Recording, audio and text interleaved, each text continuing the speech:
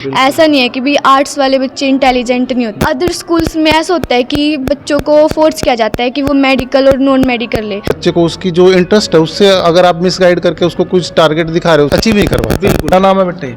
Deepanshi.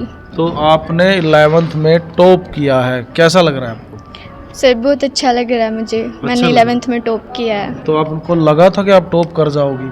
Yes sir, यहाँ के teachers ऐसे हैं कि बच्चों को साथ लेके चलते हैं। हाँ। अगर हम कितनी बार भी क्वेश्चन करते हैं वो हमें समझाते हैं। हाँ। तो मेरे को लगा था कि टीचर्स के साथ साथ मैं कर पाऊंगी। हर बार समझाते हैं, डांटते नहीं हैं? नहीं। कोऑपरेटिव है वो। यस सर, बहुत ज़्यादा कोऑपरेटिव है। तो किसको क्रेडिट देंगी आप इस आपकी जो टॉप आपने किया है? सर क्रेडिट टीचर्स को भी जाता है, पेरेंट्स को भी जाता है और हाँ। मुझे भी जाता है। तो सर जब मैं यहाँ पे आई थी ना तो मैंने आर्ट्स लिया है +1 में, तो मतलब टीचर बहुत से पेरेंट्स ये बोलते हैं कि आर्ट्स में कुछ नहीं है, हम जो कुछ भी कर सकते हैं ना वो आर्ट से कर सकते हैं। ऐसा नहीं है कि भी आर्ट्स वाले बच्चे इंटेलिजेंट नहीं होते हैं।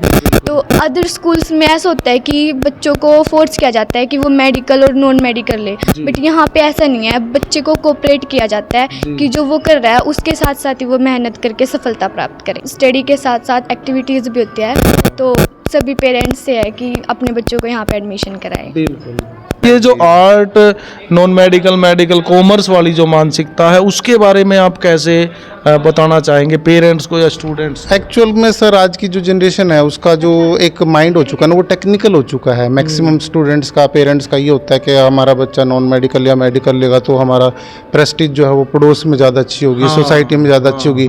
इसके बच्चे ने तो सिर्फ आर्ट्स लिया है। मैं नहीं मानता सर मैं इस चीज़ को, क्योंकि बच्चा जो होता है सर IPS UPSC वगैरह सब आर्ट्स से ही। हाँ जी सर, मैक्सिमम आप यूपी से, बिहार से और राजस्थान से जितना भी लिटरेसी रेट देखते हो वो आर्ट्स होल्डर ही होते हैं जो मैक्सिमम IAS ऑफिसर्स बनते हैं। बिल्कुल हाँ जी।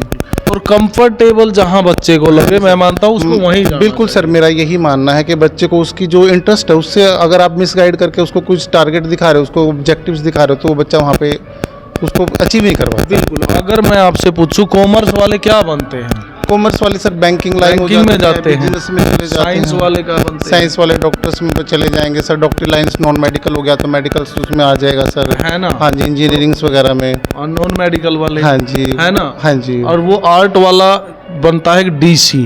एक आदमी ने मुझे बताया था। यस तो सर। डॉक्टर भी उसके अंडर आ गए, बैंक भी उसके अंडर आ गई, है ना? मैं वही बता रहा हूँ DC है सर। ना? हाँ जी, मेरा मोटिवेशनल थॉट जो होता है बच्चों के लिए वो यही होता है। बट अगर आप साइंस ले रहे हो तो आप सिर्फ एक हॉस्पिटल के डॉक्टर्स बन जाओगे। हाँ। बट अगर आप एक IAS ऑफिसर बन गए तो आपको डिस्ट्रिक्ट सैल्यूट सब करेगा, उसी के अंदर आ जाए। पूरा डिस्ट्रिक्ट सैल्यूट करेगा। एक अध्यापक का जो भूमिका है या उसका व्यक्तित्व उस शिल्पकार की तरह मानता हूँ जो एक निर्जीव पाषाण के अंदर, पत्थर के अंदर एक ईश्वर की प्रतिमा गढ़ देता है। जी।